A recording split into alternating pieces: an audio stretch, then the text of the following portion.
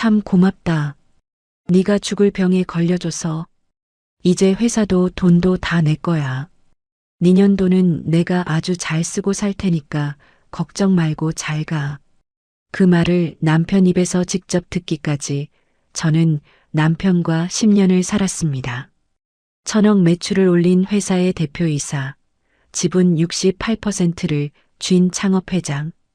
세상은 저를 그렇게 불렀지만 정작 제 집 안방에서 저는 죽기만을 기다려지는 사람이었지요. 지금부터 제가 어떻게 그 6개월을 견디고 다시 살아 돌아왔는지 말씀드리겠습니다. 새벽 4시 반이었습니다. 저는 텅 빈 회장실 유리창 앞에 서서 손에 쥔 종이 한 장을 접었다 폈다 반복하고 있었지요.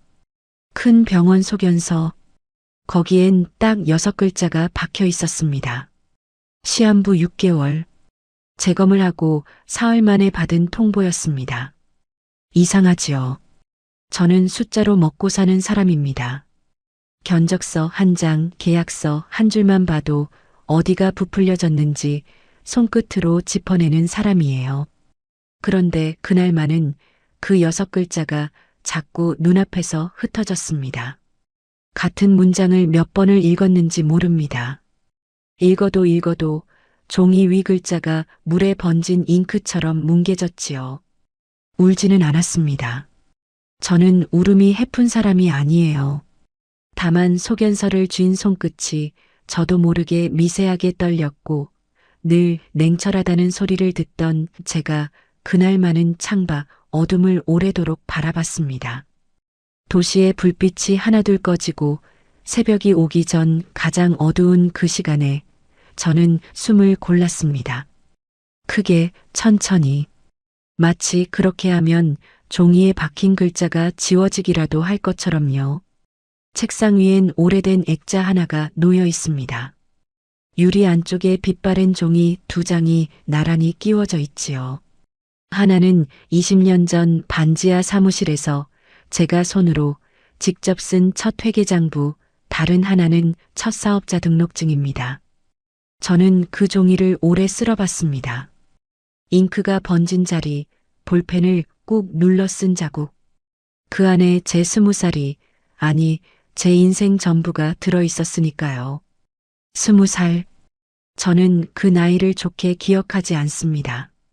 아버지가 남의 빚보증을 서주셨다가 온 집안이 하루아침에 무너진 게 그때였습니다. 아침에 눈을 떴는데 대문에 빨간 딱지가 붙어있던 날을 저는 아직도 냄새까지 기억해요. 눅눅한 종이 냄새, 낯선 남자들 구두 냄새. 병든 어머니는 그 충격의 자리에 누우셨고 20살 딸 하나가 그 집안을 통째로 떠안게 됐지요. 그때 배운 게 있습니다. 사람은 함부로 믿는 게 아니라는 것. 확인하지 않은 건 절대 사실이 아니라는 것. 그날 이후로 저는 남이 하는 말을 그대로 믿는 법이 없었습니다. 계약서든 견적서든 사람 마음이든 제 손으로 직접 확인하고 날짜별로 적어두어야만 그제야 마음을 놓는 사람이 됐지요. 그게 저를 여기까지 데려온 무기였습니다. 그렇게 이 악물고 세운 회사가 1,000억을 넘겼을 때 어머니는 이미 세상에 안 계셨습니다. 오래전에 떠나셨어요. 친정에 남은 피부치도 없었습니다. 그러니까 저에게 법으로 묶인 가족이라곤 남편 하나뿐이었던 겁니다. 회사 통장도 인감도 지분 68%도 전부 제 이름으로 지켜냈습니다. 누구한테도 곁을 안 주는 여자라는 소리를 들으면서요. 그런데 딱 한 사람, 남편한테만은 마음의 빗장을 풀고 싶었습니다. 이 사람한테만은 계산 안 하고 살고 싶다. 이 사람 앞에서만은 20살의 빨간 딱지 보던 그 무섭던 마음을 내려놓고 싶다. 그게 제 마지막 소망이었지요. 그날 저녁 저는 집 식탁에서 처음으로 그 얘기를 꺼냈습니다. 소견서 얘기까지는 아니고 그냥 넌지시요. 여보, 나 요즘 몸이 좀 이상해. 그래서 병원에서 검사 좀 받았어.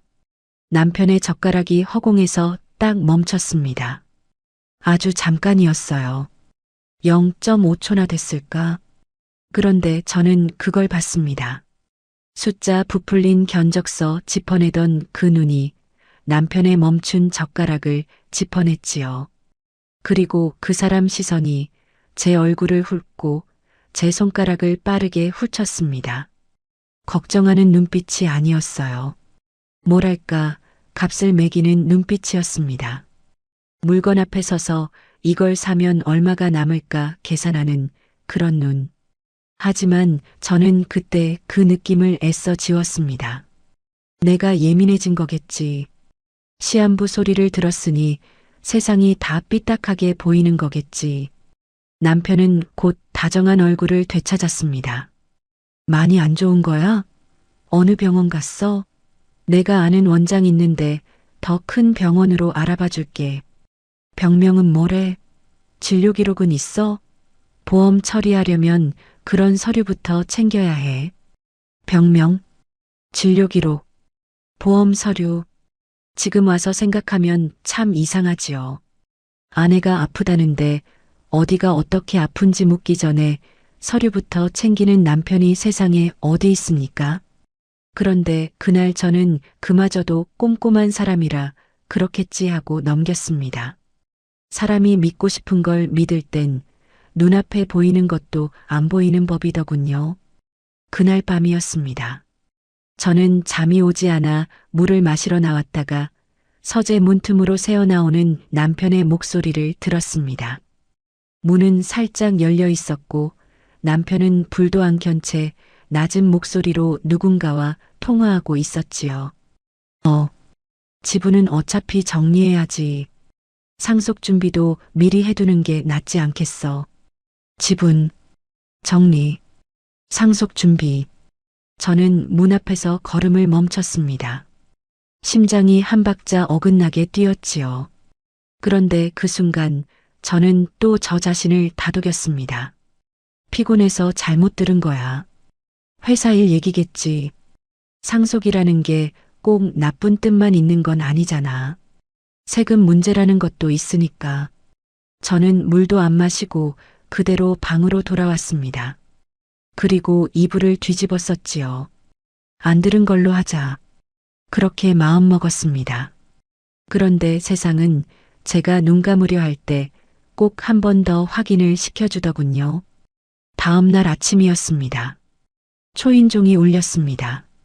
예고도 없이 시어머니가 찾아오셨지요. 손에는 반찬통 하나 들려 있었는데 그게 진짜 목적이 아니라는 건 현관문을 여는 순간 알았습니다. 아이고, 우리 며느리 얼굴이 왜 이렇게 상했니? 어디 많이 안 좋은 거 아니냐? 시어머니는 제 손을 잡고 걱정스러운 얼굴을 지으셨습니다. 그런데 그 손이 참 이상하게 따뜻하지가 않았어요. 손은 잡고 있는데 눈은 저를 안 보고 제 뒤편 거실을 훑고 있었거든요. 어머니, 별거 아니에요. 그냥 좀 피곤해서 그래요. 별거 아니긴 뭐가 별거 아니야. 사람 몸은 한번 무너지면 금방이야. 소민아, 내 말 잘 들어. 이제 회사 일은 민구한테 넘겨. 네가 언제까지 다 쥐고 있을 거니? 남편이 있잖아. 저는 커피를 내드리며 웃었습니다. 회사 일이 그렇게 넘기고 받는 일은 아니잖아요, 어머니. 그랬더니 시어머니 얼굴이 살짝 굳더군요. 그러고는 커피는 입에도 안 대시고 이런 말씀을 하셨습니다. 넘기고 받고가 아니라 미리 정리해 두라는 거지. 지분이며 집명이며 손볼 건 손봐놔야지. 사람 일은 모르는 거잖니. 미리 해둬야 나중에 서로 얼굴 안 붉혀. 내가 다 내 몸 생각해서 하는 소리야. 미리미리. 정리. 명의. 저는 커피잔을 내려놓았습니다. 손이 아주 조금 차가워졌지요. 시어머니는 마치 아들이 받을 몫을 미리 계산하는 사람처럼 지분과 집 명의를 정리해두라는 말을 몇 번이고 되풀이하셨습니다. 그러다 빈 커피잔을 제 쪽으로 툭 밀어놓고 자리에서 일어나셨어요. 그리고 현관을 나서기 전 저는 봤습니다.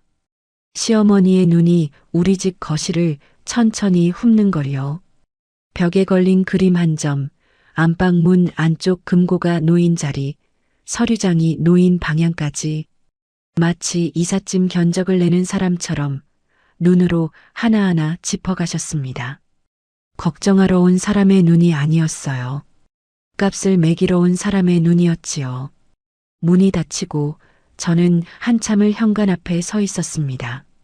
남편은 어젯밤 내 병명을 캐물었고 오늘 아침 시어머니는 회사를 아들에게 넘기라 하셨습니다.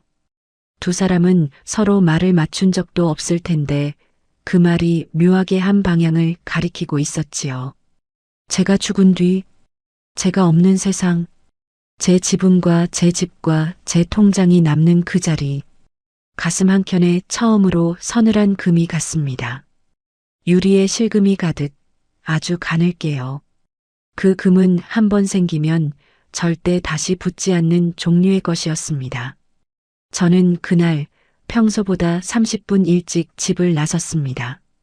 출근길 차 안에서 저는 회사 재무팀장에게 전화를 걸었습니다. 팀장님, 저 좀 봐주세요. 최근 3개월 하청 대금 결제 내역이랑 상무님 관여한 법인카드 사용 내역 조용히 뽑아서 저한테만 주세요. 다른 사람한텐 알리지 말고요. 네. 회장님, 무슨 일 있으십니까? 별일 아니에요. 그냥 제가 직접 확인 좀 하려고요. 급한 건 아니니까 티 안 나게 부탁드려요. 전화를 끊고 저는 창밖을 봤습니다. 솔직히 말씀드리면 저는 그때까지도 남편을 완전히 의심한 건 아니었습니다. 그냥 확인하고 싶었을 뿐이에요. 아니라는 걸 확인하고 싶었던 겁니다. 남편은 그저 걱정이 많은 사람이고 시어머니는 그냥 옛날 어른이라 그런 소리를 한 거고 다 내 병 때문에 예민해진 거라고 그렇게 매듭짓고 싶었지요. 그런데 제 손은 제 마음보다 먼저 움직였습니다. 20살에 배운 그 원칙이 손끝을 먼저 끌었던 거예요. 확인하기 전엔 아무것도 사실이 아니다. 확인하기 전엔 아무것도 믿지 않는다. 회장실로 돌아온 저는 소견서를 서랍 맨 아래에 넣고 열쇠로 잠갔습니다. 철컥 하는 소리가 유난히 크게 들렸지요. 그리고 의자에 앉아 처음으로 생각했습니다. 남은 6개월을 나는 어떻게 쓸 것인가. 그때는 몰랐습니다. 그 6개월이라는 숫자가 사실은 제 것이 아니었다는 것을요. 그리고 그 서랍 속 소견서 한 장이 훗날 저를 죽음이 아니라 살려낼 무기가 되리라는 것도요. 다만 저는 그날 창밖으로 밝아오는 새벽을 보며 이렇게 중얼거렸던 기억이 납니다. 확인하자. 일단 하나씩 끝까지 확인하자. 그게 제 지옥의 시작이자 제 반격의 첫걸음이었습니다. 어차피 죽을 사람 재산이잖아. 산 사람이 좀 만지면 어때? 저 여자 곳간 이제 우리가 맡아 관리해줘야지. 명절 차례상 앞에서 시어머니가 웃으며 던진 그 말을 저는 부엌문 뒤에서 다 들었습니다. 그때만 해도 저는 그게 그냥 어른의 실없는 농담인 줄 알았지요. 유령 하청업체 3곳이 제 회사 돈을 빨아먹고 있다는 걸 그날에 저는 아직 몰랐으니까요. 그 무렵 회사에선 정기 이사회가 열렸습니다. 남편이 상무 자리에서 밀어붙인 안건이 하나 있었어요. 80억 규모의 물류 위탁 투자 건이었지요. 남편은 그 안건을 몇 주 전부터 공을 들여 준비했습니다. 프레젠테이션 자료도 두툼했고 목소리에도 힘이 들어가 있었어요. 저는 그 자료를 밤새 검토했습니다. 그런데 아무리 봐도 단가가 안 맞았습니다. 시세보다 위탁 수수료가 높았고 상대 회사 실사 자료는 어딘가 비어 있었지요. 설립한 지 얼마 안 된 회사인데 매출 추정치만 부풀려져 있었습니다. 이 안건은 오늘 못 넘깁니다. 제가 그렇게 말하자 회의실 공기가 얼어붙었습니다. 단가 검토가 너무 부족해요. 실사도 다시 해야 하고요. 이 조건으로 80억 넣는 건 못합니다. 제 도장, 여기엔 안 찍어요. 반려하겠습니다. 남편의 얼굴이 벌겋게 달아올랐습니다.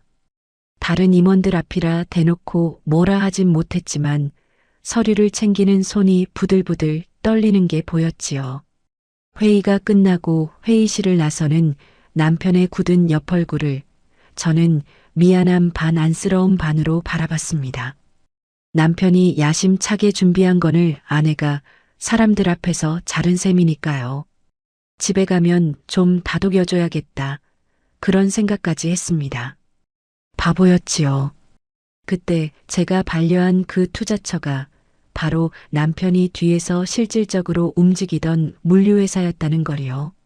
명의만 다른 젊은 여자 이름으로 걸려 있고 실제 주인은 제 남편이었다는 거리요. 그날의 저는 꿈에도 몰랐습니다. 그 일이 있고 나서 남편이 달라졌습니다. 원래 하청 결제는 실무팀장과 남편이 함께 검토해서 올라오던 겁니다. 그런데 그때부터 남편이 결제선을 유독 혼자 처리하기 시작했어요. 이건 내가 직접 챙길게. 팀장들 바쁜데 굳이 다 거칠 거 없어. 하면서요. 법인카드 사용액이 눈에 띄게 늘었고 야간 외근 정산도 부쩍 잦아졌습니다. 며칠 뒤 재무팀장이 제 방으로 자료를 들고 왔습니다. 회장님 부탁하신 자료 여기 있습니다. 팀장의 표정이 안 좋았습니다. 저는 자료를 넘겨봤지요. 그리고 어느 한 페이지에서 손이 멈췄습니다. 한 하청업체의 단가가 시세보다 30% 넘게 부풀려져 있었습니다. 팀장님, 이 업체는 언제부터 거래했어요? 그게 6개월이 채 안 됐습니다. 상무님이 직접 뚫으신 거래처라고 해서요. 저는 그 자리에서 그 업체를 조회했습니다. 그리고 등에 소름이 돋았지요. 그 하청 세 곳은 전부 설립한 지 6개월도 안 된 회사였습니다. 상주 직원도 없고 등록된 주소지에 가보면 실제 사무실이라고 할 것도 없는 곳들이었어요. 대표 명의만 각각 다른 사람 이름으로 걸려 있었지요. 유령 회사였습니다. 껍데기만 있고 알맹이는 없는 오로지 돈을 빨아내기 위해 만들어진 회사. 저는 그 순간 심장이 쿵 내려앉았지만 겉으로는 아무 내색도 하지 않았습니다. 팀장님, 이 자료 사본은 저한테 주시고요. 원본은 팀장님이 따로 보관하세요. 제가 말하기 전까지 이 얘기 회사 밖으로 절대 새면 안 됩니다. 감사 들어가기 전까지요. 아시겠죠? 네, 알겠습니다. 저는 그 복사본을 개인 금고에 넣고 잠갔습니다. 손이 떨렸습니다. 이제 이건 예민한 아내의 착각이 아니었어요. 숫자가, 증거가 눈앞에 있었으니까요. 하지만 저는 아직 남편을 불러 따지지 않았습니다. 확인하기 전엔 움직이지 않는다. 그리고 아직 저는 전부를 확인하지 못했으니까요. 그러던 차에 명절이 왔습니다. 차례를 지내러 시댁에 갔지요. 부엌에서 전을 부치고 나무를 묻히고 상을 차렸습니다. 시한부 판정을 받은 몸이었지만 저는 여느 때처럼 새벽부터 앞치마를 두르고 부엌에 섰습니다.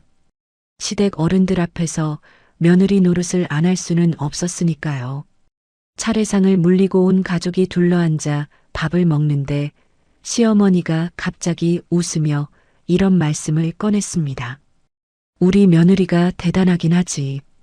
회사를 그렇게 키웠으니. 근데 사람 일은 모르는 거야. 결국 며느리 재산도 다 우리 아들 살 길로 가는 거 아니겠니? 안 그래? 친척들이 어색하게 침묵했습니다. 젓가락 부딪는 소리만 딸그락 났지요. 저는 웃으며 넘기려 했습니다. 그런데 시어머니는 거기서 멈추지 않으셨어요. 옆집 그 집 며느리는 시댁에 아파트를 한 채 턱 해줬다더라. 요즘은 그런 며느리가 효부야. 우리 며느리는 워낙 바쁘시고 귀하신 몸이라 그런 건 못하겠지만 그러면서 상위에 놓인 전 중에 이미 식어서 딱딱해진 것들만 골라 제 앞접시에 덜어 놓으셨습니다. 따끈한 건 아들 앞으로, 식은 건 며느리 앞으로. 참 정확하셨지요. 저는 그 식은 전을 물끄러미 봤습니다. 아무 말도 안 했어요. 여기서 무슨 말을 하겠습니까? 그날 밤 다들 잠든 뒤였습니다.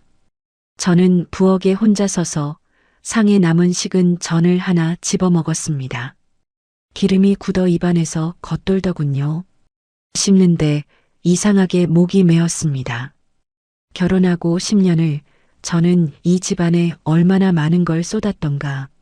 명절이면 새벽부터 나와 전을 부치고 시어머니 생신이면 상을 차리고 시댁 대소사에 돈을 보태고 그게 다 지금 이 순간 어차피 죽을 사람 재산 5글자로 계산되고 있었던 겁니다. 그때였습니다. 부엌 창밖으로 마당이 보였는데 거기 두 사람이 서 있었어요. 남편과 시어머니였습니다. 두 사람은 제가 부엌에 있는 줄 모르고 저에게 안 들릴 거리에 서서 나지막이 이야기를 나누고 있었지요. 바람에 실려 몇 마디가 끊어져 들려왔습니다. 상속이 그렇게 쉬운 게 아니라니까, 엄마. 순서가 있잖아. 그러니까 미리 해두라는 거 아니야. 저 사람 정신 멀쩡할 때 지분부터 정리해놔야지. 시점만 잘 잡으면 돼. 지분, 상속, 시점. 저는 식은 전을 든 손을 그대로 멈췄습니다. 창유리에 비친 제 얼굴이 참 낯설더군요. 마당의 두 사람은 마치 장례 절차라도 상의하듯 산 사람을 앞에 두고 그 사람이 죽은 뒤의 일을 도란도란 나누고 있었습니다. 저는 창가에서 물러났습니다. 소리 내지 않고요. 그리고 며칠 뒤였습니다. 회사에 이상한 소문이 돌기 시작했습니다. 남편이 회사 근처 카페에서 젊은 여자와 마주 앉아 서류를 주고받았다는 이야기였지요. 직원들 사이에서 쉬쉬하며 도는 그 말이 결국 제 귀에까지 들어왔습니다. 저는 그 소문을 그냥 흘려버릴 수도 있었습니다. 하지만 저는 확인하는 사람입니다. 남편 차량 블랙박스의 블루투스 통화 기록을 확인했습니다. 법인카드 명세도 다시 봤지요. 그랬더니 같은 날 같은 시간대에 낯선 카페에서 결제된 내역이 있었습니다. 그리고 그 통화 기록에 반복적으로 찍힌 번호 하나가 있었어요. 조회해 보니 그 번호는 제가 이사회에서 반려했던 바로 그 물류회사의 대표 번호였습니다. 퍼즐 조각이 하나씩 제자리를 찾아 들어갔습니다. 부풀려진 유령 하청, 반려된 투자권의 물류회사, 카페의 젊은 여자, 반복되는 통화, 그리고 밤마다 서재에서 마당에서 오가던 상속과 지분 이야기, 의심이 사실로 굳어가고 있었습니다. 그런데도 저는 남편을 붙잡고 소리치지 않았습니다.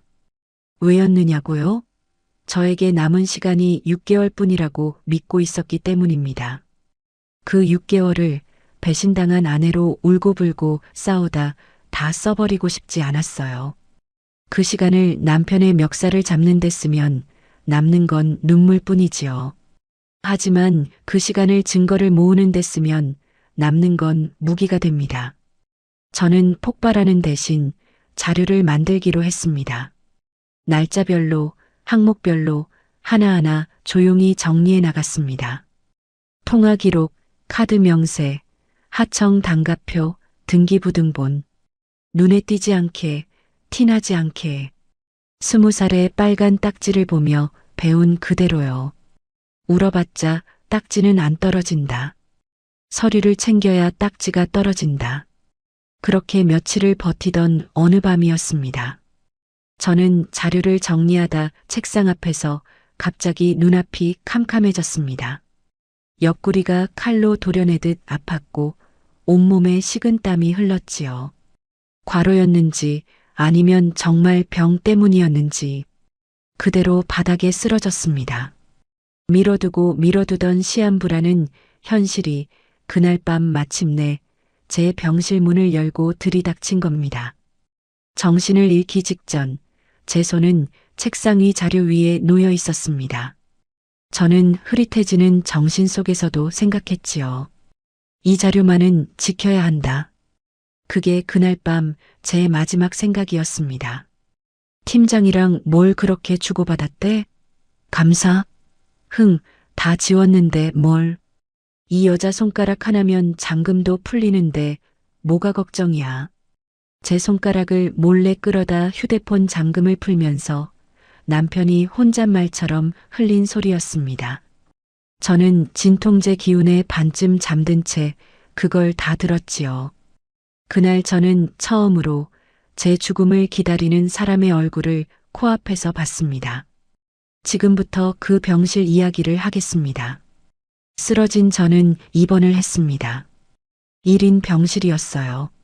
링거를 꽂고 침대에 누워 있으면 남편은 밤을 새워가며 제 곁을 지켰습니다.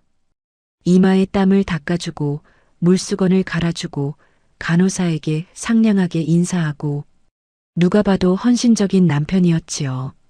병문안 온 회사 사람들이 다들 그랬습니다. 상무님이 저렇게 지극정성이신데 회장님 금방 나으실 거예요. 하고요. 저는 그 말을 들으며 속으로 웃었습니다. 겉으로는 고맙다고 고개를 끄덕이면서요. 밤이 깊으면 남편은 제가 잠든 줄 알고 움직였습니다. 진통제를 맞으면 저는 정말로 깊이 잠들 때가 많았어요. 하지만 그날 밤은 얕게 잠들어 있었습니다. 인기척에 의식이 반쯤 돌아왔는데 눈은 뜨지 않았지요. 남편이 제 손을 아주 조심스럽게 들어올리는 게 느껴졌습니다. 그리고 제 엄지손가락을 자기 휴대폰이 아니라 제 휴대폰 지문 센서에 갖다 대더군요. 찰칵. 잠금이 풀리는 소리. 남편은 제 휴대폰을 뒤지기 시작했습니다. 무엇을 찾는지는 뻔했지요.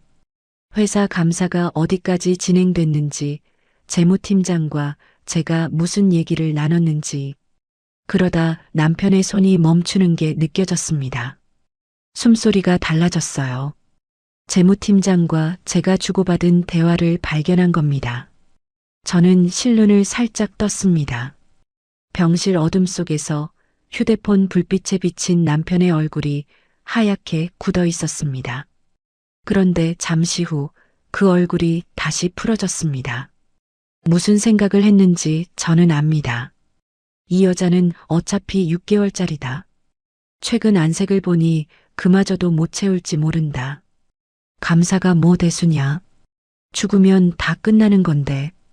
남편은 그렇게 스스로를 안심시키며 제 휴대폰을 슬그머니 제자리에 돌려놓았습니다. 저는 눈을 다시 감았습니다. 안심하렴. 그렇게 안심하고 있으렴. 방심한 사람이 실수를 하는 법이니까. 병실 밖 복도에서도 그 무렵 이상한 일들이 벌어지고 있었습니다. 시어머니가 자주 병원에 오셨는데 정작 제 병실엔 잠깐 얼굴만 비추고 복도로 나가 오래 통화를 하셨어요. 한 번은 화장실에 가려고 문을 나서다가 복도 끝에서 시어머니가 누군가와 통화하는 걸 들었습니다.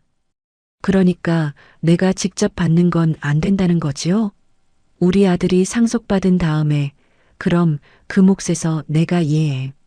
그렇게 되는 거지요? 시어머니는 변호사 사무장한테 상속 절차를 캐묻고 계셨습니다. 며느리가 자식도 없고 친정 상속인도 없다는 걸 재차 확인하는 목소리였어요. 그러니까 아들이 며느리 재산을 다 받으면 자기는 그 아들 몫에서 얼마를 떼어받을 수 있는지 그 셈을 하고 계셨던 겁니다. 짐은 내가 정리하마. 병실에 있는 것들, 급한 것부터 슬슬. 지나가던 간호사가 힐끗 쳐다보는데도 시어머니는 눈치조차 안 보셨습니다. 며느리 병실 짐을 벌써 정리할 계획을 입에 올리면서요. 저는 화장실 문 앞에서 조용히 발길을 돌렸습니다.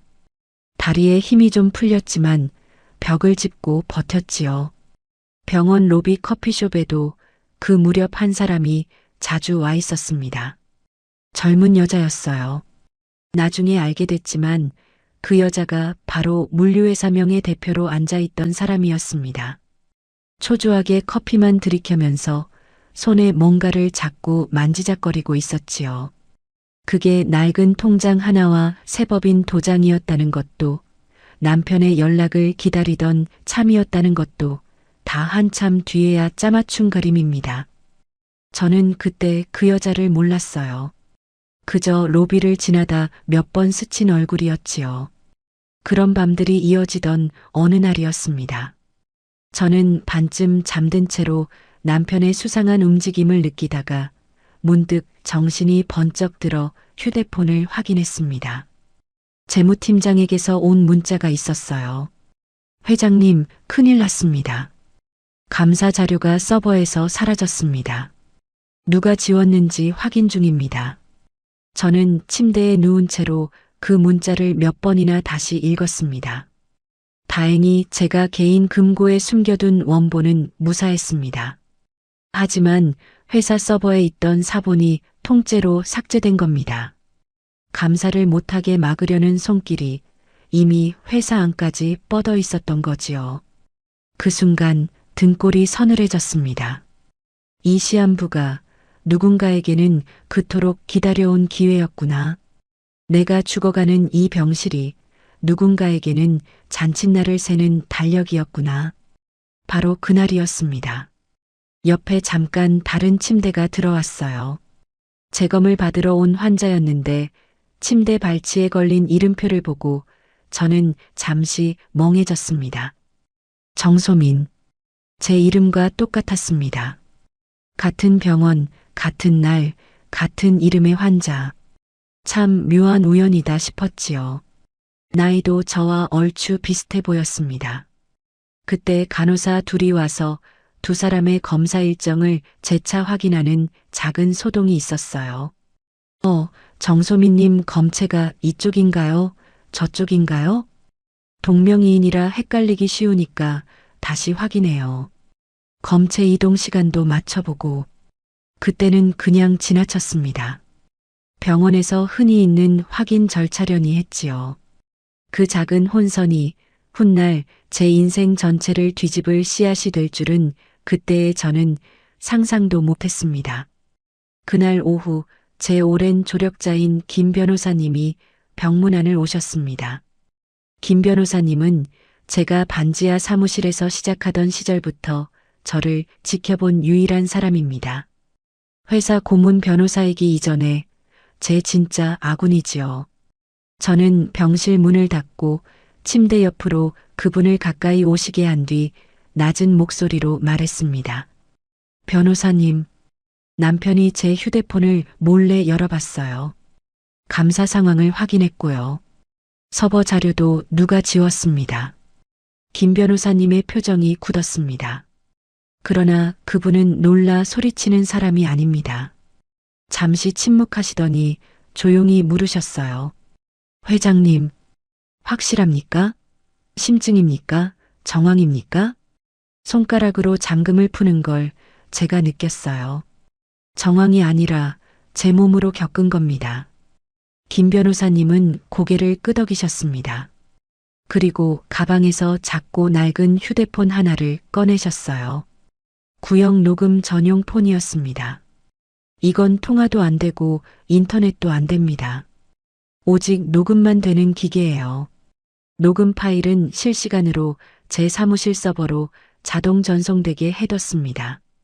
그러니 이 기계 안에는 아무 흔적도 안 남아요. 누가 이걸 발견해도 열어보면 빈 껍데기입니다. 그분은 그 폰을 제 개인 파우치 안쪽에 넣고 침대 협탁 서랍 뒤편에 조심스럽게 고정하셨습니다. 겉에서는 절대 보이지 않는 자리였지요. 회장님, 무리하지 마시고 밤마다 이것만 켜두세요. 나머지는 제가 하겠습니다. 이어서 저는 김 변호사님께 회사 인감과 법인 통장 권한을 조용히 점검해달라고 부탁했습니다. 변호사님, 지분 이전이나 큰 돈이 나가는 건에는 제 최종 승인이 없으면 절대 실행이 안 되게 이중으로 잠가주세요. 은행에도 미리 얘기해 두시고요. 이중 승인 장치 말씀이시군요. 회장 OTP와 이사회 조건 둘 다 걸어두겠습니다. 그런데 회장님, 김 변호사님이 잠시 저를 보셨습니다. 몸은 좀 어떠십니까? 저는 웃었습니다. 글쎄요. 6개월이라는데 그 안에 이 사람들 손모가지는 잡아놓고 가야지요. 김 변호사님이 씁쓸하게 웃으셨습니다. 그분은 제 손을 한번 꼭 잡아주고 병실을 나가셨습니다. 20년 넘게 저 사람만은 한 번도 저를 값으로 매긴 적이 없었지요. 그날 밤부터 저는 협탁 안쪽에 녹음 전용 폰을 무심한 듯 켜두기 시작했습니다. 남편은 제 병세가 깊어질수록 오히려 여유로워졌습니다. 밤에도 예전만큼 붙어 있지 않고 복도에 나가 통화하는 시간이 늘었지요. 저는 그 틈에 법인폰 내역과 남편 차량 기록을 맞춰봤습니다. 그리고 확인했지요. 그 젊은 여자의 번호와 물류회사 연락처가 남편의 통화 기록에 반복적으로 겹치고 있다는 거리요. 로비에서 통장을 만지작거리던 그 여자와 카페에서 마주 앉았다던 그 여자와 물류회사 대표 번호가 전부 하나로 이어졌습니다. 해가 지는 병실이었습니다. 저는 침대에 누워 링거줄을 하염없이 바라봤습니다. 방울방울 떨어지는 수액이 꼭 모래시계 같더군요. 남은 시간을 세는 시계. 저는 그 링거줄을 보며 처음으로 소리내어 물었습니다. 아주 작게요. 당신 정말 내 편이 맞아? 대답해 줄 사람은 없었습니다. 하지만 저는 이미 답을 알고 있었지요. 다만 확인이 아직 한 번 더 남아 있었을 뿐입니다. 그리고 그 확인은 바로 다음 밤에 찾아왔습니다. 참 고맙다. 네가 죽을 병에 걸려줘서 이제 회사도 돈도 다 내 거야. 내 돈은 내가 아주 잘 쓰고 살 테니까 걱정 마. 잘 가요, 우리 회장님. 제 귓가에 그 말을 속삭이며 남편은 저를 꼭 끌어안았습니다. 사랑하는 아내를 품에 안듯이요. 저는 잠든 척 눈을 감고 지난 10년이 통째로 무너지는 소리를 조용히 들었습니다.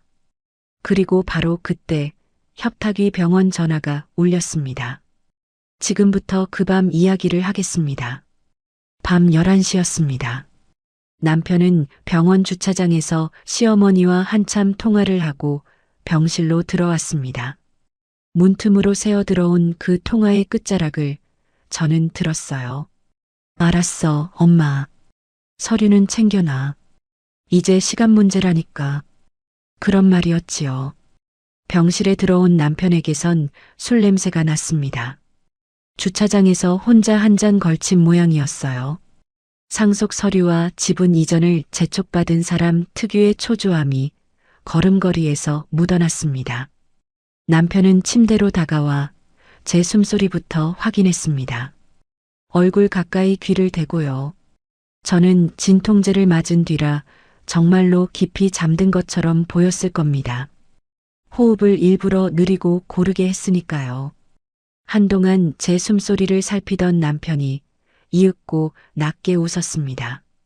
그 웃음소리를 저는 평생 잊지 못할 겁니다. 안도의 웃음이었어요. 마침내 짐을 내려놓은 사람의 웃음. 아내가 곧 죽는다는 걸 확인한 남자의 후련한 웃음. 남편은 저를 천천히 끌어안았습니다. 겉으로 보면 세상 다정한 부부의 모습이었겠지요. 병든 아내를 품에 안은 남편. 하지만 그 팔은 따뜻하지 않았습니다. 그리고 남편은 억눌러온 무언가가 터진 사람처럼 제 귓가에 입술을 가져다 대고 속삭이기 시작했습니다. 소민아, 너 참 대단했어. 진짜. 근데 이젠 좀 쉬어야지. 응? 저는 눈을 감은 채 손끝 하나 까딱하지 않았습니다. 참 고맙다.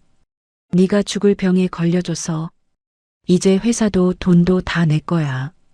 내 돈은 내가 아주 잘 쓰고 살 테니까 걱정 마. 잘 가요, 우리 회장님. 회장님. 그 마지막 세 글자에 실린 비웃음을 저는 온몸으로 받아냈습니다. 10년입니다. 이 사람 앞에서만은 계산 안 하고 살고 싶어서 20살에 채운 마음의 빗장을 이 사람한테만 풀었던 게 10년이에요. 그 10년이 방금 그 한마디에 종이장처럼 구겨졌습니다. 제 감은 눈꺼풀이 미세하게 떨렸습니다. 하지만 저는 숨소리 하나 흐트러뜨리지 않았습니다. 눈물도 흘리지 않았어요. 대신 저는 협탁 안쪽을 생각했습니다. 거기 낡은 녹음 전용폰의 붉은 점이 어둠 속에서 조용히 깜빡이고 있었지요. 남편의 그 목소리는 지금 이 순간 김 변호사님 사무실 서버로 한 글자도 빠짐없이 흘러들어가고 있었습니다.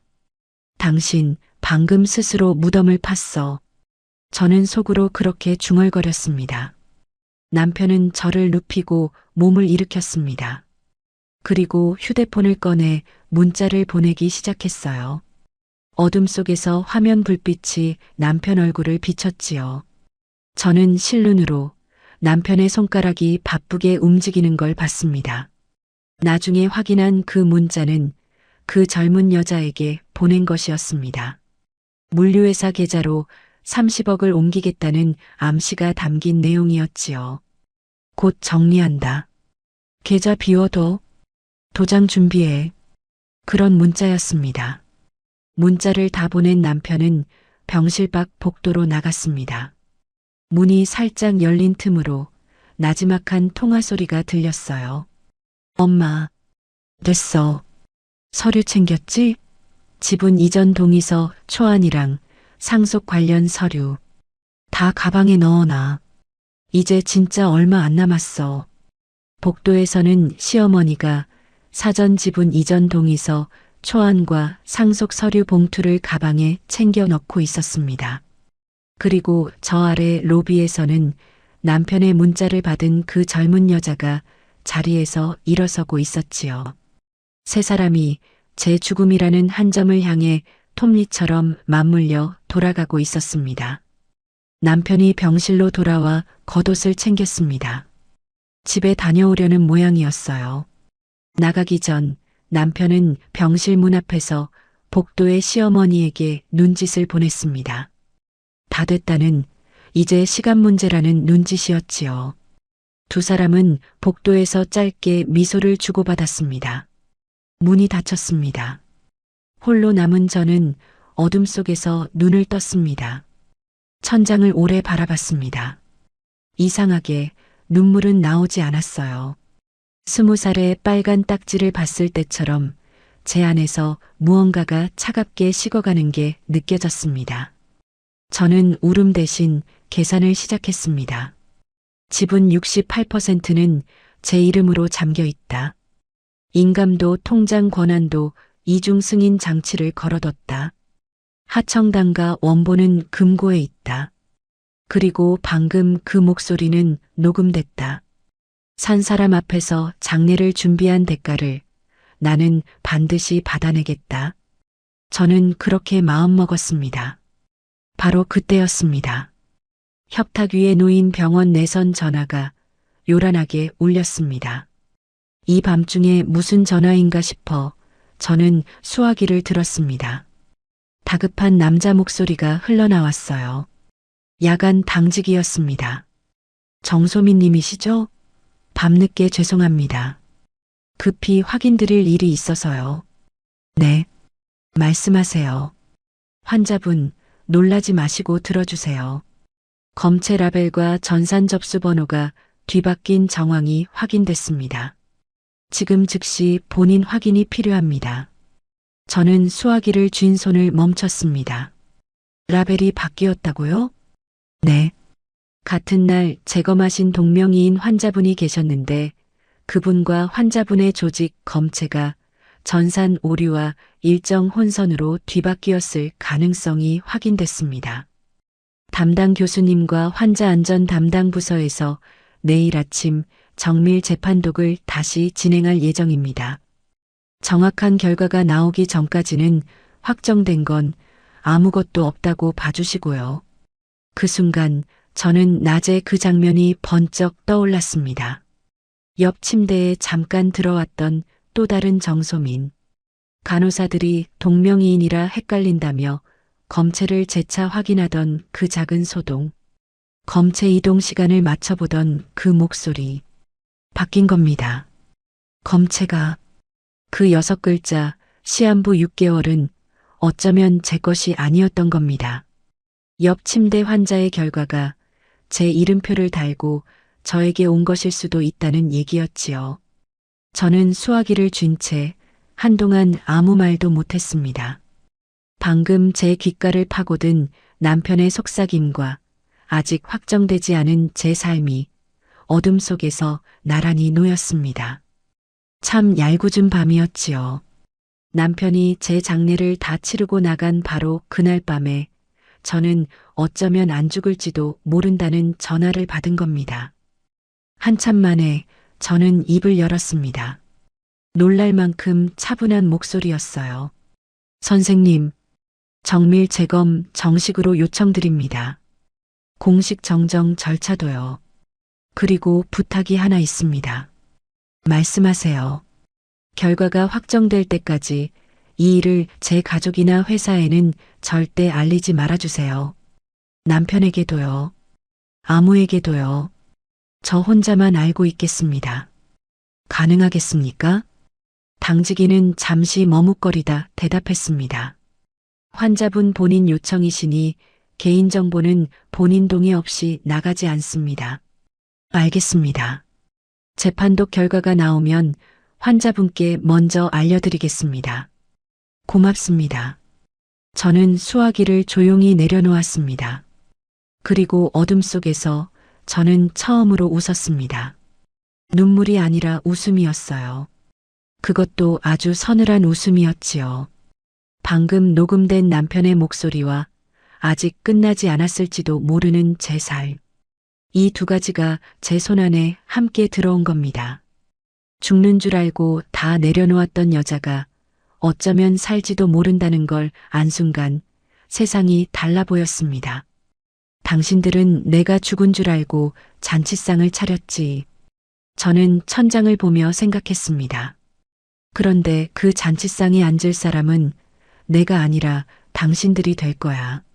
내가 그렇게 만들 거야. 창밖으로 새벽이 밝아오기 시작했습니다. 저는 협탁 안쪽으로 손을 뻗어 녹음 전용 폰이 아직 붉은 점을 깜빡이고 있는지 확인했습니다. 깜빡이고 있었습니다. 조용히 성실하게요. 저는 그 붉은 점을 보며 눈을 감았습니다. 이번엔 잠든 척이 아니라 정말로 잠깐 눈을 붙였지요. 오랜만에 아주 편안한 잠이었습니다. 내일부터 할 일이 아주 많았으니까요. 엄마, 걱정 마. 저 여자 정신없을 때 서명만 받으면 끝이야. 죽기 전에 하청 대금부터 이슬이 회사로 다 돌려놔야 뒤탈이 없어. 병실 밖에서 남편이 시어머니에게 하던 말입니다. 저는 힘없이 서명을 미루는 신용을 하며 속으로 그물을 짜고 있었지요. 죽는 줄 알았던 여자가 살아났다는 걸 그들은 아직 몰랐습니다. 지금부터 제가 어떻게 덫을 놓았는지 말씀드리겠습니다. 오진 소식을 들은 이튿날 아침이었습니다. 남편이 벌써 서류 뭉치를 들고 병실에 나타났습니다. 자금 이체 관련 서류와 위임장이었어요. 침대 옆에 앉아 다정한 목소리로 이러더군요. 소민아, 몸 안 좋을 때 미안한데 회사 일이 좀 밀려서 급한 결제만 몇 개 부탁하자. 응? 펜 여기 있어. 저는 눈을 반쯤 감고 힘없이 손을 저었습니다. 여보, 나 지금 손에 힘이 없어. 눈도 잘 안 보이고 나중에 정신 좀 들면. 그래. 무리하지 마. 천천히 해. 말은 그렇게 하면서도 남편의 눈에 스치는 조급함을 저는 놓치지 않았습니다. 서류를 도로 챙기는 손끝이 아쉬움에 떨렸지요. 조금만 더 버티자. 저는 속으로 생각했습니다. 물고기가 미끼를 다 물 때까지 낚싯대를 당기면 안 되니까요. 같은 시각 복도에서는 시어머니가 상자를 나르고 있었습니다. 짐 정리 상자였어요. 며느리가 아직 살아서 병실에 누워 있는데 시어머니는 벌써 제 병실 짐을 뺄 상자를 옮기며 노골적으로 위협 신호를 보내고 있었지요. 이건 버리고 이건 챙기고 혼잣말까지 하시면서요. 저는 그 소리를 다 들으면서도 눈을 감고 자는 척했습니다. 그리고 며칠 뒤였습니다. 저는 담당 교수님과 환자 안전 담당자 앞에 앉았습니다. 정밀 재판독 결과가 나온 겁니다. 환자분, 정말 죄송합니다. 교수님이 먼저 고개를 숙이셨습니다. 같은 날 재검하신 동명이인 환자분과 조직 검체가 전산 오류로 뒤바뀐 게 확인됐습니다. 시한부 6개월 소견은 그 환자분의 결과였습니다. 정소민님, 환자분 몸에는 추가 관찰이 필요한 부분은 있지만 시급하게 위중한 병은 없습니다. 이건 서류로 확정된 사실입니다. 저는 그 말을 듣고도 한참을 가만히 앉아 있었습니다. 이상하지요. 살았다는데 기쁨이 확 밀려오기보다는 온몸에서 힘이 스르르 빠져나갔습니다. 지난 몇 주간 죽음을 각오하며 버텨온 긴장이 그제야 풀린 겁니다. 저는 손으로 얼굴을 한번 쓸었습니다. 그리고 조용히 물었지요. 정정 서류는 언제 받을 수 있나요? 교수님은 병원의 공식 사과와 진료 기록 정정, 재발 방지 절차를 차근차근 설명하셨습니다. 저는 그 모든 서류를 정식으로 받겠다고 했습니다. 그리고 한 가지 더 부탁드렸지요. 이 사실은 당분간 저와 병원 관계자 외에는 아무도 몰라야 합니다. 특히 제 남편과 시댁 식구들에게는요. 퇴원도 서두르지 않겠습니다. 추가 검사와 관찰 명목으로 이 병실에 며칠 더 있겠습니다. 교수님은 조금 의아한 얼굴이었지만 환자 본인의 뜻이라 따라주셨습니다. 그날 밤 저는 병실에 혼자 앉아 이어폰을 귀에 꽂았습니다. 지난밤 녹음된 남편의 목소리를 다시 들었습니다. 니년 돈은 내가 잘 쓸게. 잘 죽어줘라. 저는 그 부분을 몇 번이고 돌려들었습니다. 처음 들었을 때처럼 가슴이 무너지진 않았어요. 대신 아주 차분해졌습니다. 이건 슬픔의 재료가 아니라 이제 무기의 재료였으니까요. 이튿날 김 변호사님이 병실로 오셨습니다. 저는 처음으로 금고에서 꺼내온 하청단과 원본과 변호사님 서버에 저장된 녹음 파일을 침대 위에 나란히 펼쳐 놓았습니다. 변호사님, 이제 시작합시다. 김 변호사님은 서류를 하나하나 짚으며 고개를 끄덕이셨습니다. 삭제된 서버 사본은 포렌식 복원을 의뢰해 두겠습니다. 지운다고 다 지워지는 게 아니에요. 흔적은 남습니다. 그리고 유령 하청 3곳의 대금이 어디로 흘러갔는지 자금 흐름을 역추적하겠습니다. 며칠에 걸쳐 그림이 완성됐습니다. 부풀려진 유령 하청 대금은 그 젊은 여자, 그러니까 남편이 이슬이라 부르던 그 물류회사명의 대표의 회사로 흘러들어갔습니다. 그리고 물류회사를 거친 그 돈은 다시 그 여자 개인 계좌 일부와 남편이 몰래 만든 차명 계좌로 나뉘어 빠져나가고 있었습니다. 회사 돈이 세탁을 거쳐 남편 주머니로 들어가는 아주 전형적인 수법이었지요. 저는 그 흐름도를 보며 오래 침묵했습니다. 상무라는 자리에 앉혀준 게 저였습니다.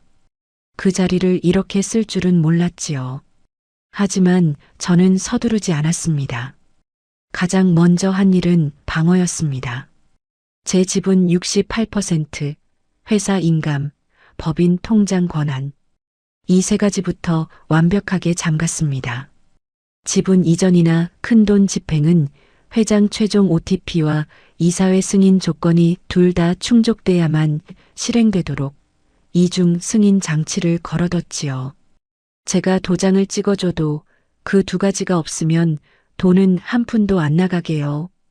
그 다음은 이혼과 재산 분할 대비였습니다.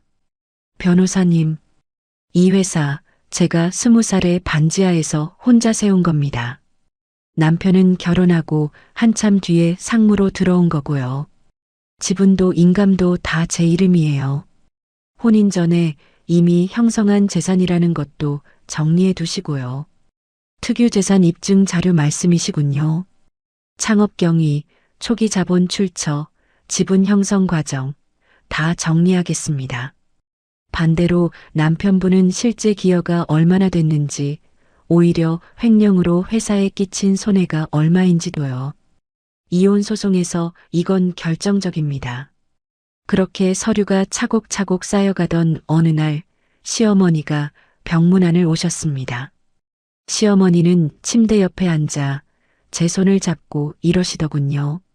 소민아, 이제 마음의 준비를 좀 해야 하지 않겠니? 사람이 가는 길은 정리를 해두고 가야 편한 거야. 재산이며 뭐며 미리 정리해두면 남은 사람들도 안 힘들고. 응? 내 말 무슨 뜻인지 알지? 저는 힘없는 미소를 지어 보였습니다. 네, 어머니. 저도 그 생각하고 있었어요. 정신 좀 들면 정리할게요. 그래, 그래. 잘 생각했다. 우리 며느리. 시어머니 얼굴에 화색이 도는 걸 저는 감은 눈꺼풀 사이로 봤습니다. 저의 그 순한 반응에 시어머니와 남편은 완전히 방심했습니다. 저 여자는 이제 다 포기했다. 죽기 전에 순순히 서명할 거다. 그렇게 믿은 거지요. 두 사람은 한술 더 떠 계획을 세웠습니다. 제가 죽기 전에 밀린 하청 대금을 그 물류회사로 미리 정리해두게 만들자는 것이었어요. 회계에 뚫린 구멍을 제 손을 빌려 메우려는 속셈이었지요. 바로 그 지점이 제가 노린 자리였습니다. 며칠 뒤 저는 일부러 남편 앞에서 이런 말을 흘렸습니다. 여보, 나 걱정되는 게 하나 있어. 밀린 하청 대금 말이야. 나 없으면 그것 때문에 회사 시끄러워질까 봐. 당신이 죽기 전에 그것 좀 깔끔하게 정리해 줄래? 결제 당신한테 맡길게. 남편의 눈이 반짝이는 게 보였습니다. 그렇게 원하던 걸 아내가 제 발로 손에 쥐어준 셈이니까요. 저는 제한된 집행 권한만 담긴 위임장을 남편의 손에 쥐어줬습니다. 겉으로는 대금 결제를 할 수 있는 서류처럼 보였지요. 하지만 그건 미끼였습니다. 그 위임장으로 실제로 큰 돈을 옮기려 하면 제가 걸어둔 이중 승인 장치와 은행 경보에 그대로 걸려들게 되어 있었어요. 남편은 그것이 덫인 줄 꿈에도 몰랐습니다. 감사 자료를 서버에서 지웠으니 당분간 안전하다고 믿었고 아내는 곧 죽을 거라 믿었으니까요. 남편은 회계에 뚫린 구멍을 메우려고 대규모 하청 대금 이체를 서두르기 시작했습니다. 저는 김 변호사님께 마지막 장치를 부탁했습니다. 변호사님, 그 이체가 특정 물류회사 계좌로 30억 이상 금액으로 회장 최종 OTP 없이 실행되려는 순간, 바로 그 세 조건이 겹치는 순간에 은행준법감시팀과 저한테 동시에 통보가 오게 걸어주세요. 덫을 아주 정교하게 놓으시는군요. 제가 확인하는 사람이잖아요. 확인 안 된 건 안 움직입니다. 이번엔 다 확인했어요. 김 변호사님은 은행준법감시팀에 사전 장치를 걸어두셨습니다. 모든 준비가 끝난 그날, 저는 병실 침대에 앉아 창밖을 오래 바라봤습니다. 죽는 줄 알았던 여자가 살아났습니다. 그리고 그 사실을 아무도 몰랐지요. 남편도 시어머니도 그 젊은 여자도 세 사람은 지금 이 순간에도 제가 죽은 다음 세상을 계산하며 웃고 있을 겁니다. 저는 창유리에 비친 제 얼굴을 봤습니다. 20살에 빨간 딱지를 보던 그 겁먹은 얼굴이 아니었어요. 이번엔 제가 판을 짜는 사람이었습니다. 이제 그들이 스스로 걸어 들어올 덫이 완성됐습니다. 저는 창밖을 향해 조용히 중얼거렸습니다. 어서 오세요.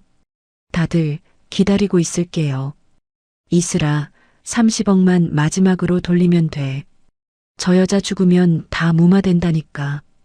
조금만 참아. 은행 창구 앞에서 전화기에 대고 다급하게 속삭이던 남편의 목소리가 저는 아직도 생생합니다. 그 30억이 남편의 발목을 잡는 마지막 족쇄가 될 줄은 그도 몰랐지요. 지금부터 덫이 닫히던 날 이야기를 하겠습니다. 그날 남편은 은행에 갔습니다. 아내가 여전히 시한부인 줄 아는 남편은 완전히 방심한 상태였어요. 제가 쥐어준 위임장을 들고 위임받은 결제선을 이용해 30억 규모의 마지막 대금을 그 물류회사로 옮기려 했지요.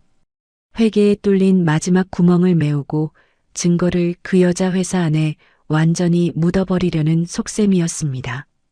하지만 그 계좌와 결제선은 이미 제가 걸어둔 그물 위에 놓여 있었습니다.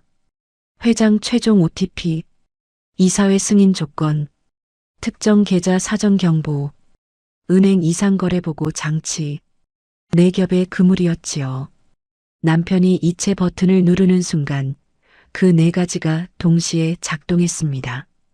은행에서 확인 전화가 걸려왔습니다. 그리고 준법 감시팀의 보류 통보가 이어졌지요. 고객님, 죄송하지만 이 거래는 즉시 실행이 불가합니다. 회장님 최종 승인 절차가 누락되었고 이상 거래로 분류되어 보류 처리됐습니다. 남편의 얼굴이 하얗게 질렸습니다. 저는 그 자리에 없었지만 나중에 CCTV로 그 순간을 봤습니다.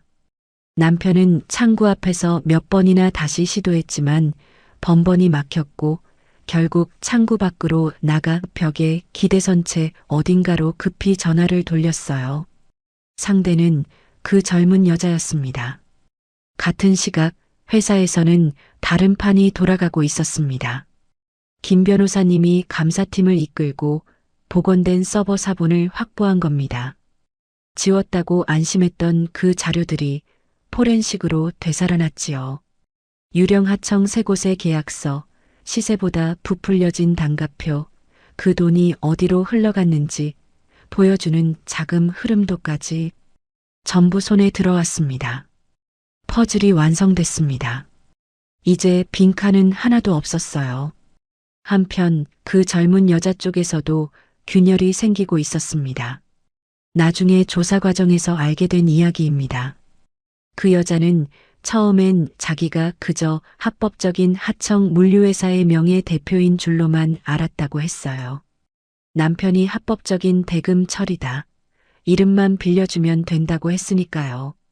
그런데 은행에서 30억이 막히고 남편이 다급하게 전화를 돌리는 걸 겪으면서 그제야 뭔가 크게 잘못됐다는 걸 깨달은 겁니다. 자기가 대표로 앉은 그 물류회사가 사실은 차명 계좌와 연결된 자금 세탁 창구였다는 것. 그리고 자기가 그 세탁의 방패막이로 세워졌다는 것. 형사 책임이 자기한테 몽땅 돌아올 수도 있다는 것. 그 여자는 불안에 휩싸였습니다. 그리고 배신감을 느꼈지요. 버려진 어린 시절을 보상받고 싶어서 남편이 내민 손을 잡았던 여자였습니다. 그런데 그 남자가 자기를 사랑한 게 아니라 방패로 썼다는 걸 안 겁니다.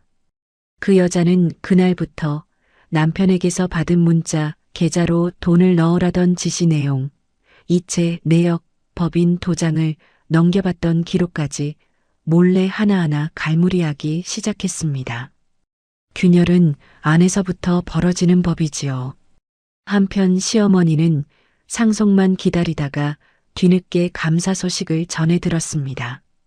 시어머니는 그날 남편에게 전화를 걸어 다그쳤다고 합니다. 너 대체 무슨 일을 벌인 거야? 감사라니 그게 무슨 소리야? 회사에서 조사가 들어왔다는데 너 도대체 남편은 어머니 앞에서 큰 소리를 쳤습니다. 엄마, 진정해. 저 여자 곧 죽어. 죽으면 다 무마된다니까. 죽은 사람 상대로 누가 감사를 해. 조금만 기다려. 그런데 그 목소리에는 처음으로 초조함이 배어 있었습니다. 죽는다는 아내가 안 죽고 지웠다는 자료가 되살아나고 옮기려던 돈이 막혔으니까요.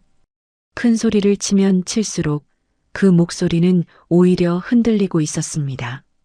그 무렵 저는 퇴원했습니다. 정정 서류를 받고 병원을 나섰지요. 병원 로비를 걸어 나오는데 참 묘한 기분이 들었습니다. 몇 주 전 이 로비를 저는 6개월 시한부 환자로 들어왔었지요. 그런데 이제 저는 멀쩡한 몸으로 걸어 나가고 있었습니다. 그것도 세 사람의 목을 쥘 무기를 전부 손에 쥔 채로요. 저를 죽은 사람 취급하던 이들이 저마다의 욕망에 발이 묶여 허둥대는 소리가 그 로비까지 들리는 듯 했습니다. 집이 아니라 저는 곧장 회사 회장실로 갔습니다. 녹음 파일, 회계 증거, 은행 보류 기록. 저는 이 세 가지를 하나로 묶었습니다. 그리고 김 변호사님과 마주 앉아 세 가지 절차를 동시에 확정했지요. 이혼 소송, 지분 방어, 그리고 형사 고발. 세 개의 화살을 같은 순간에 쏘기로 한 겁니다. 변호사님, 그 여자는 어떻게 할까요? 제가 묻자 김 변호사님이 대답하셨습니다. 그 물류회사 대표 말씀이시군요. 제가 먼저 참고인 신분으로 접촉하겠습니다. 사실대로 협조하지 않으면 피의자로 전환될 수 있다는 것, 반대로 협조하면 그 자료가 처분과 양형에 반영될 수 있다는 것. 현실적으로 알려주는 게 낫습니다. 저 사람도 살 길을 찾아야 하니까요. 며칠 뒤 그 여자를 만나고 온 김 변호사님이 말씀하셨습니다. 흔들리고 있습니다. 이미 남편에게 이용당했다는 걸 알고 있어요. 갈무리에 둔 자료도 상당하고요. 이 균열이 결정적인 축이 될 겁니다. 저는 고개를 끄덕였습니다. 버려진 아이가 또 다른 버려진 아이를 방패 삼았고 그 방패가 이제 창끝이 되어 남편을 향하고 있었습니다. 저는 그 여자에게 특별한 감정은 없었어요. 다만 그 여자 역시 남편의 거짓말에 인생을 걸었던 사람이라는 것, 그것 하나는 알 것 같았습니다. 회장실로 돌아온 저는 오랫동안 잠가두었던 서랍을 열었습니다.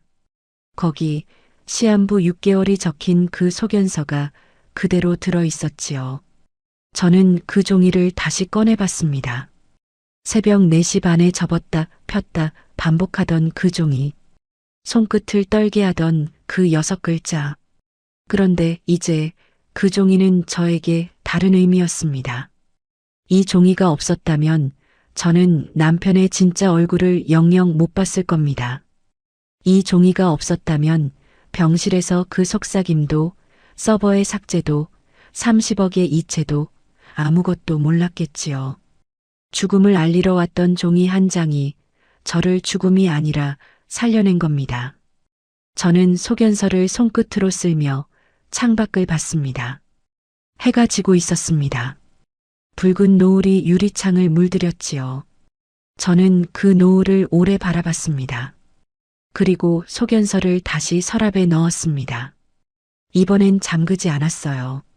더 이상 숨길 필요가 없었으니까요. 세 개의 화살은 시위에 걸렸고 관역 위의 세 사람은 아직 그걸 몰랐습니다. 이제 그들을 한자리에 부를 시간이었습니다. 저는 김 변호사님께 말했습니다. 내일 회의실에 자리 하나 마련해 주세요. 남편 부르고요. 이제 인사를 좀 해야겠어요. 죽은 줄 알았던 아내가 아직 살아있다고요. 소민아, 집은 일부만이라도 나 이제 정말 빈털털이야. 나도 회사 위에서, 어머니 위에서 어쩔 수 없었어. 멀쩡히 살아 회장석에 앉은 저를 보고 다리가 풀려 주저앉은 남편이 마지막에 매달리며 한 말입니다. 저는 그 결핍을 이해할 수는 있어도 결과까지 지워줄 생각은 없었지요. 지금부터 그 회의실 이야기를 하겠습니다. 그날 아침 회사 회의실이었습니다. 저는 멀쩡한 얼굴로 회장석에 앉아 있었습니다. 화장을 하고 정장을 갖춰 입고 등을 곧게 펴고요. 몇 주 전 병실에서 링거를 꽂고 누워있던 그 여자가 아니었습니다. 남편이 영문도 모른 채 회의실로 불려 들어왔습니다. 문을 열고 저를 본 순간 남편의 걸음이 딱 멈췄습니다. 얼굴에서 핏기가 가시는 게 보였어요. 죽어가는 줄 알았던, 아니 어쩌면 벌써 죽었어야 할 아내가 회장석에 꼿꼿이 앉아 자기를 내려다보고 있었으니까요. 소민아, 너 어떻게 해? 저는 천천히 입을 열었습니다. 앉아요. 할 얘기가 많으니까. 남편은 얼떨결에 맞은편 의자에 앉았습니다.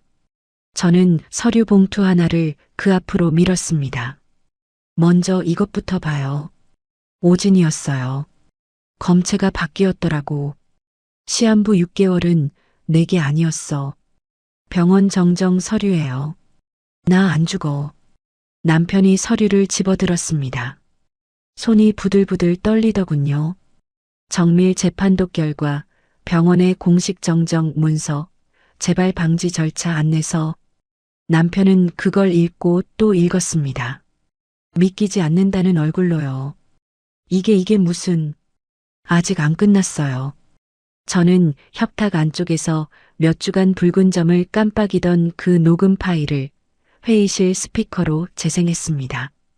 어둠 속에서 흘러나오던 그 목소리가 밝은 회의실을 가득 채웠습니다. 니년 돈은 내가 잘 쓸게. 걱정 마. 회사도 통장도 집도 내가 다 잘 관리할 테니까. 넌 편하게 가. 잘 죽어줘라. 고생 많았다, 회장님.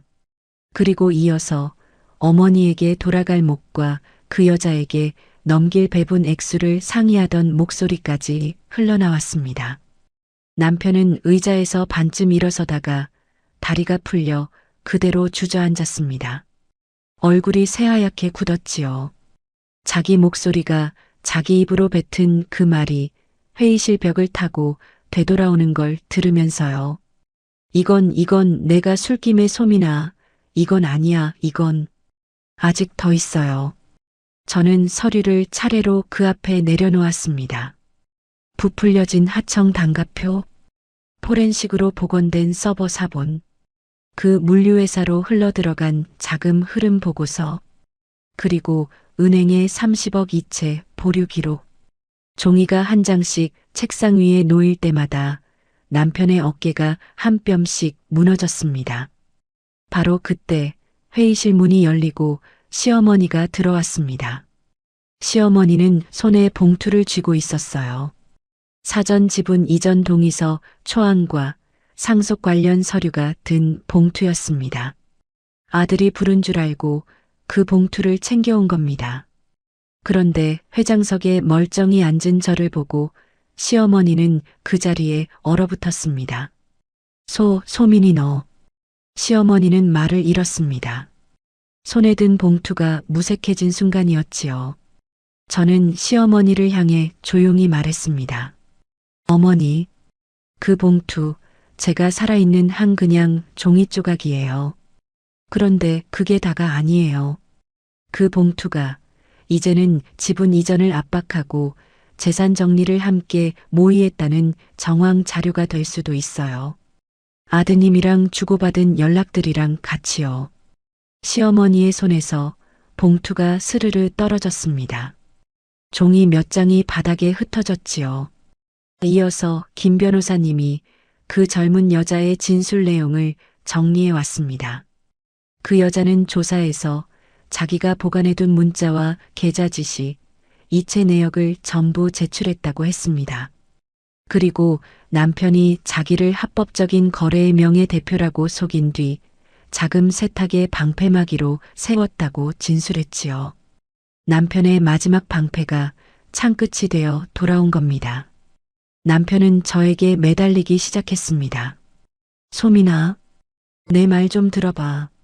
나도 어쩔 수 없었어. 이사회에서 내 안건 잘리고 어머니는 계속 압박하고 회사에서 나는 늘 내 그림자였잖아. 나도 사람이야. 나도 한 번쯤 인정받고 싶었다고.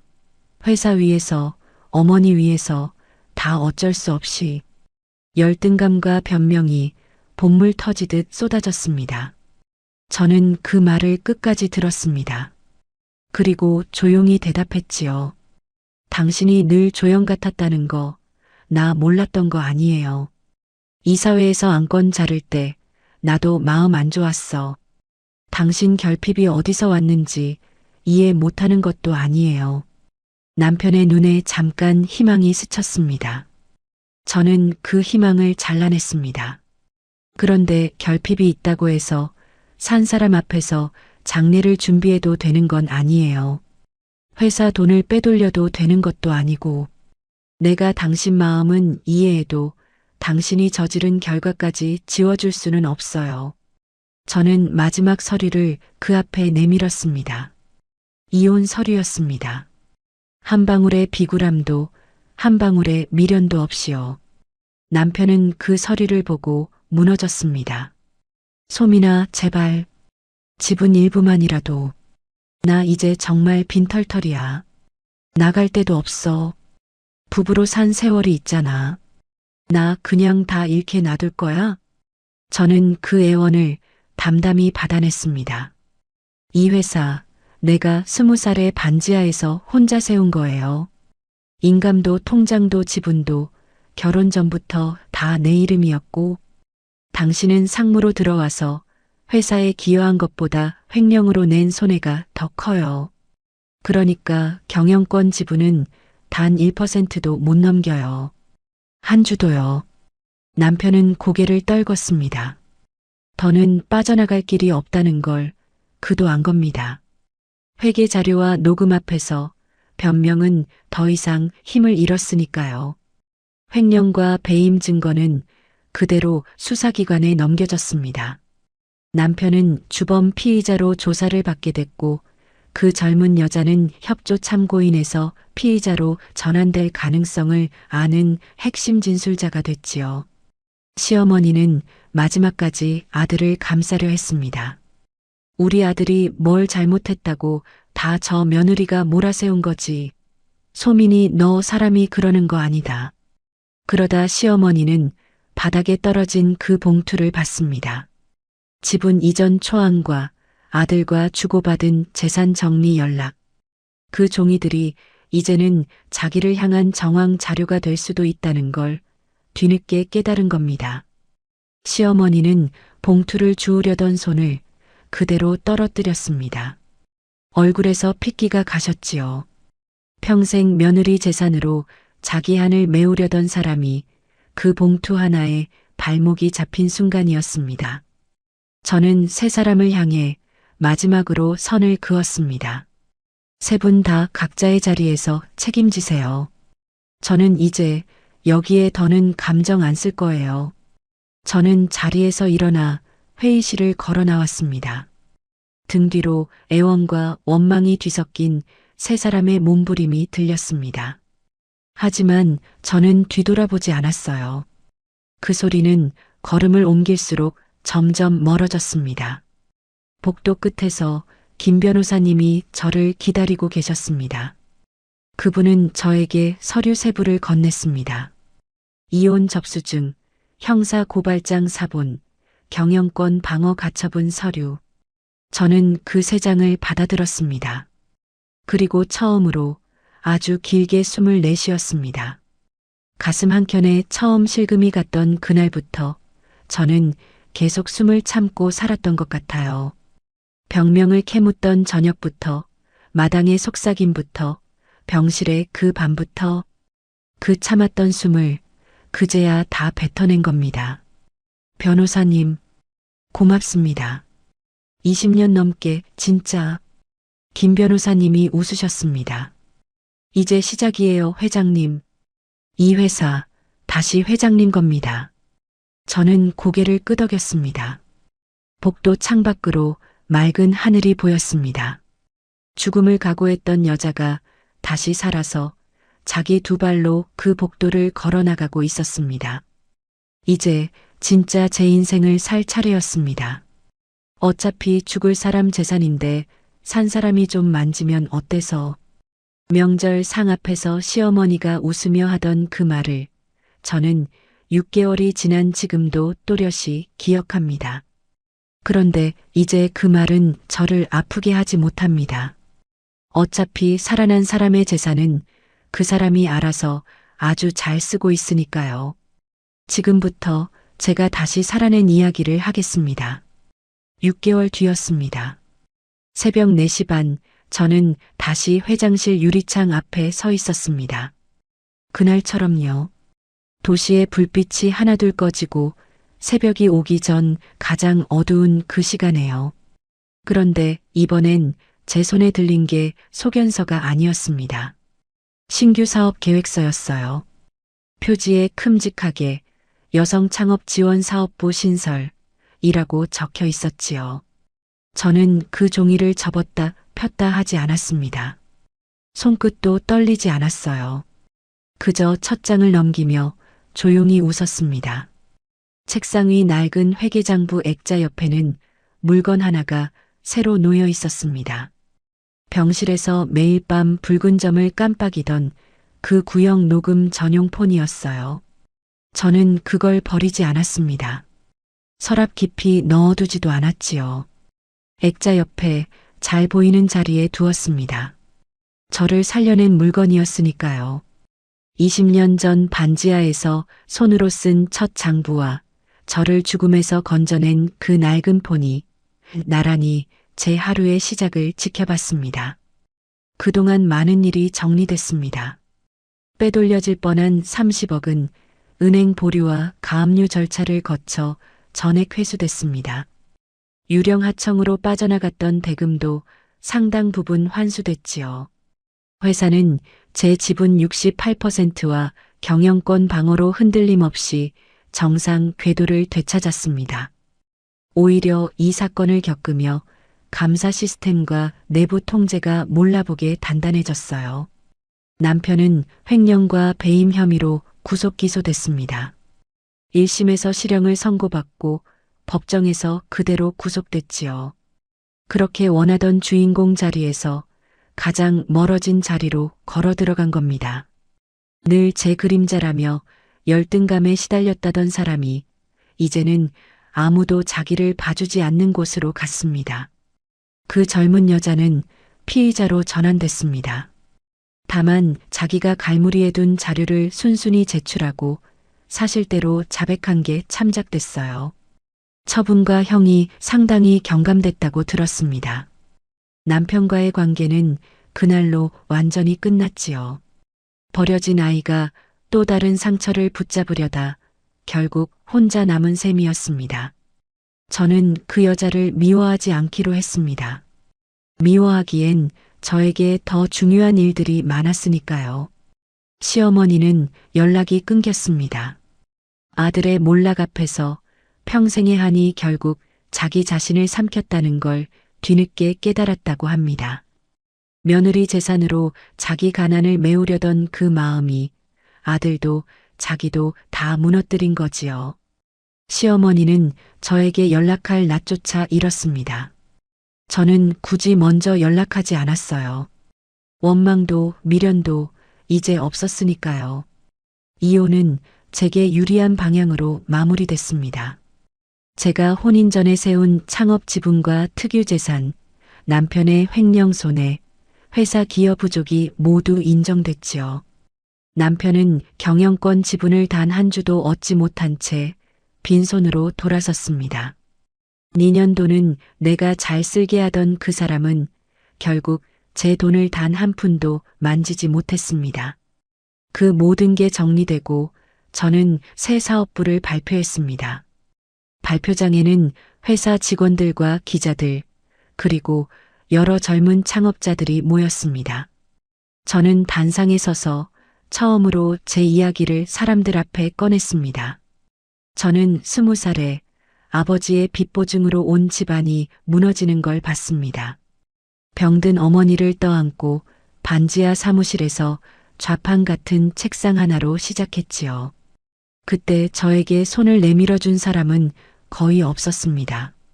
목소리가 떨릴 줄 알았는데 떨리지 않았습니다.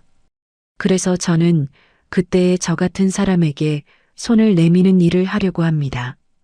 특히 세상이 쉽게 값을 매기고 쉽게 포기하라 말하는 여성 창업자들에게요. 박수가 쏟아졌습니다.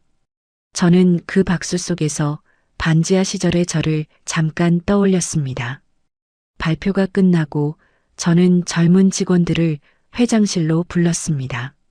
그리고 액자 속 20년 전 손으로 쓴 첫 회계장부와 첫 사업자 등록증을 보여줬습니다. 이게 이 회사의 시작이에요. 여기 보면 첫 페이지에 매출이 아니라 사람 이름부터 적혀 있어요. 저한테 외상으로 물건 대준 사람, 월급을 며칠 미뤄도 참아준 사람. 저는 숫자보다 사람을 먼저 적었어요. 그게 여태 이 회사를 지킨 원칙입니다.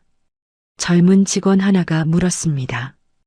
회장님, 그렇게 사람을 믿었다가 배신당하면 어떡해요? 저는 잠깐 웃었습니다. 그리고 대답했지요. 배신은 당해요. 저도 크게 당했고요. 그런데 사람을 안 믿는 게 답은 아니더라고요. 믿되 확인하는 거예요. 그리고 기록해 두는 거고요. 그럼 배신당해도 무너지진 않아요. 어느 저녁 저는 오랜만에 집에서 혼자 밥을 차렸습니다.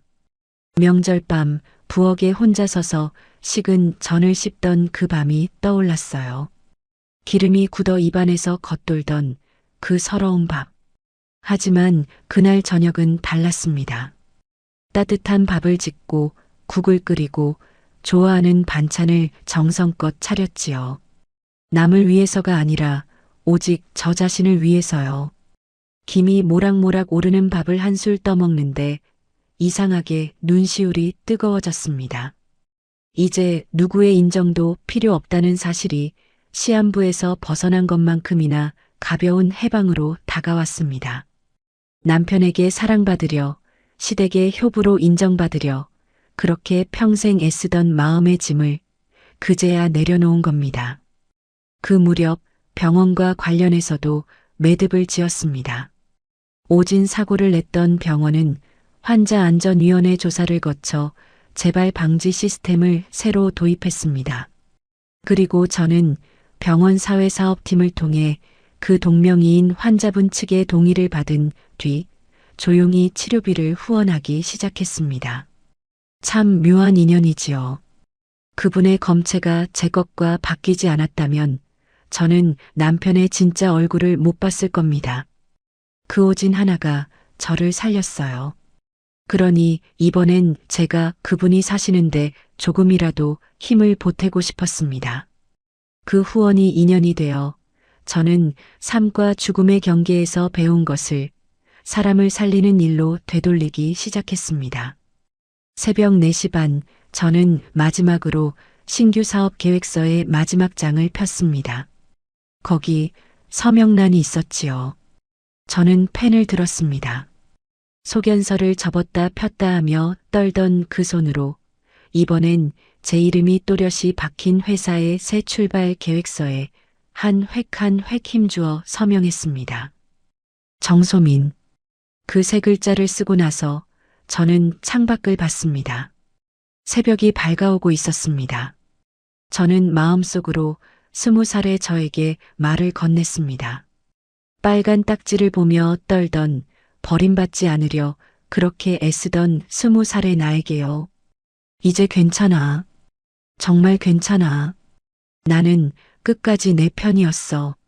누구도 저를 값으로 매기지 못하는 아침이 그렇게 밝아왔습니다. 저는 그 아침 햇살을 온몸으로 받으며 오래오래 서 있었습니다.